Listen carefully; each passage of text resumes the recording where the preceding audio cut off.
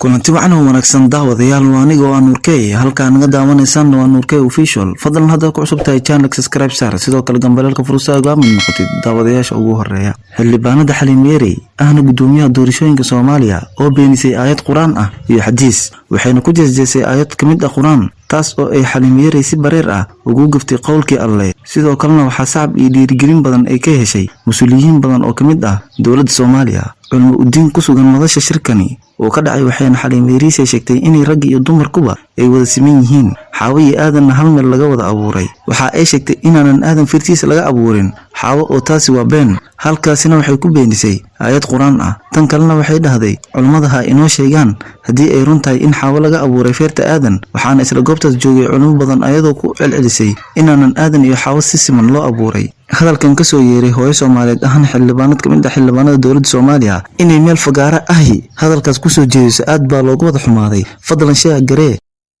intaan ku kulmi doonno muuqaalka xiga waxaan idin leeyahay sidaas iyo nabadgelyo mahadsanidin